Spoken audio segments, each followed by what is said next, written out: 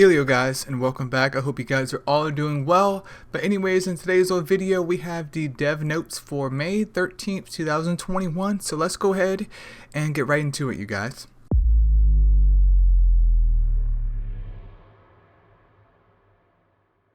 Alright, so starting off here, let's see what we have in store for MSL for the May update.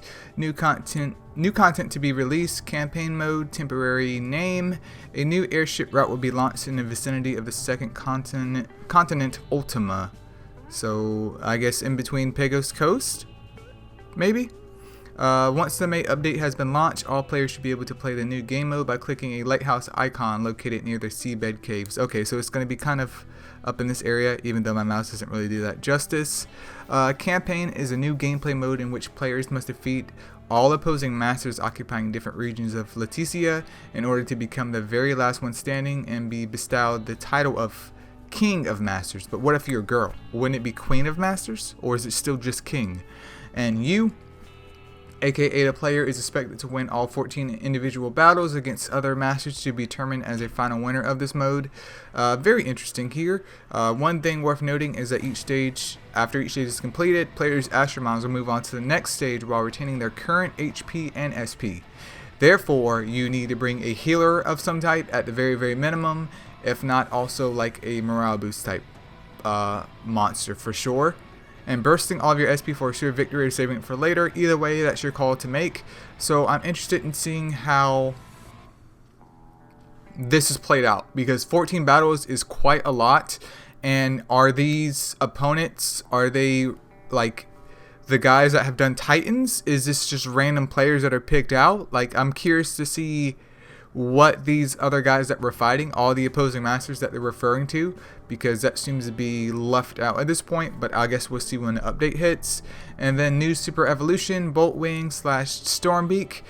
Very interesting designs right there. I will say that little Boltwing or baby Boltwing looks pretty cute. Not a big fan of the large Boltwing, but maybe the 3D model of it looks a lot better. And let me see what Boltwing is working with as well, because I know we do have light and dark Boltwing, but yeah, light and dark Boltwing, courageous strike and exposed weakness, morale boosted sap. I think that's fine. Their stats are fine as well, especially light will get a nice boost. Not a big fan of wood Boltwing, not a big fan of water Boltwing, and not a big fan of fire Boltwing, but they all have a decent stat increase, which I believe is like 10% if I recall. But still, predominantly this should only be used for light and dark in my opinion. I wouldn't waste it on the others, because while they aren't as bad as they were in the past, they're not super appealing after a base level of MSL.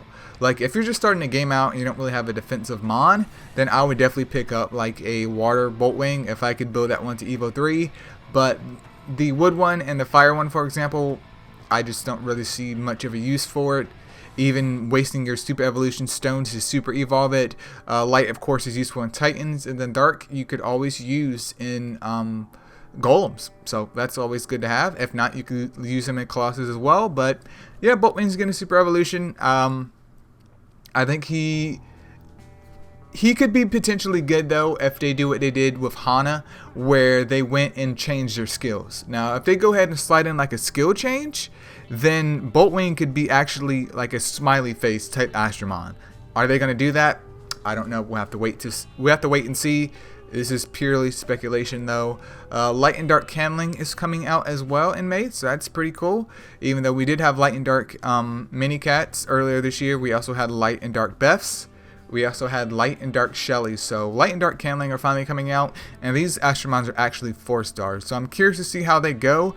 But from the basis of Candlings in general, they normally follow just like their tried and true formula, where they're going to have 2 skills. Is light and dark Candling going to have like double exposed weakness? Or are they going to have, I think they already have sap for the wood one, which I don't think is super duper good. Let me look. I have the bot right here anyways.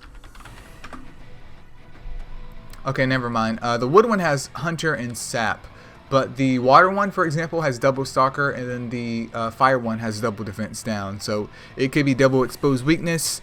It could be double in flinching strike, which would be actually not bad at all in my opinion, but it's probably never going to happen.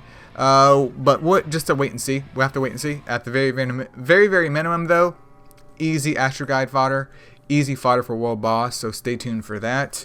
And then making all types of elemental dungeons available for entry on weekends and improve rewards. This was initially expected to be released in April last month, but was postponed to this month. Our team is currently working on improving loot drops from all elemental dungeons, making them less of a grind. I do commend them for that. And then as for the demand for high-grade superstones, has been steadily increasing since the release of Super Ascension Update. Loot drops will be also adjusted positively for all elemental dungeons to reflect the current difficulty of procuring superstones.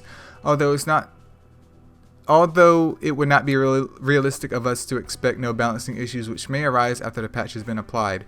Our team aims to cater to the growing needs of masters as much as possible without affecting too much the core of the game. So I guess their only fear is that if they give us too much stuff, with us being able to farm out stuff for like the Super Ascension update, that all of our Astromons will be super ascended in a month or two, which isn't possible. But they just want to make sure that I guess our rates of super ascending our Astromon are steady. That way, they're kind of cushioning content for the game. It is not stuff that OG players can blow through within a month or a couple months of just resetting and getting everything done. But I think that is pretty much it. Oh, nope, I lied. There's something else. Baby Shark is coming back. Baby Shark is going to be in June. If you guys weren't here for Baby Shark in the past, if you are participating in Titans by any form of Titans, I definitely implore you to pick up at least 4. Yes, I said 4 Evo 3 Baby Sharks. So if you're catching Gemini, go ahead and catch her. I'm not a big fan of Gemini. I think Gemini is trash, but that doesn't mean that she's not useful. That's just one man's opinion. But go ahead and catch her. Go ahead and start saving them chips though, and prepare for Baby Shark. Baby Shark is an excellent healer. He has attack down and attack up, and he's a light Astromon. He's not Dark Venus, but he's pretty much as close as the Dark Venus as you can get without giving up some money in order to get Dark Venus, and he's going to be easily farmable to Evo 3. So now is the time to hunker down with your wave clears, get those bad boys built up, and go out there and farm some sharks out, because this is going to be really, really good. I will pick up some on the Casio account just to help fill out my healer roster, because his attack down and attack up is super duper helpful, especially on the right lanes. In terms of my Ether account, I'm fine. I have enough Baby Sharks. But if you are Titans, if you're doing any form of Titans, you need to at least have 2 Baby Sharks, if not 4. I think 4 is honestly reasonable. It's a lot, but they're so usable everywhere in terms of your Titans team. So you need to pick up the Baby Sharks. And then update regarding app crash issues. We're aiming to bring back a stable gaming experience for all players. Hopefully this will work. If not, it's not as bad as it was, like, I want to say like a year ago when they had switched from like the old Unity to the new Unity, but it still crashes pretty often for me, at least in terms of the emulator. But it wasn't as bad as it was, but I'm happy that they're improving that, because like every hour or two my MSO would just randomly crash. Normally if I go to like open up an ad, which I'm giving 433 money because I'm looking at an ad, I'll go play an ad and it's like MSO crashed. Luckily it hasn't happened too much in terms of Titans, though it has, but it's not as bad as it was. So they are working on that. Hopefully it'll take a little bit more time to get this thing running, but that looks like it's about it, you guys. Feel free to leave a comment below about what you're excited about. Do you guys think the Boltwing / Stormbeak Super Evolutions is going to be a thumbs up, aka a smiley face, or is it going to be a thumbs down, aka sad face gaming?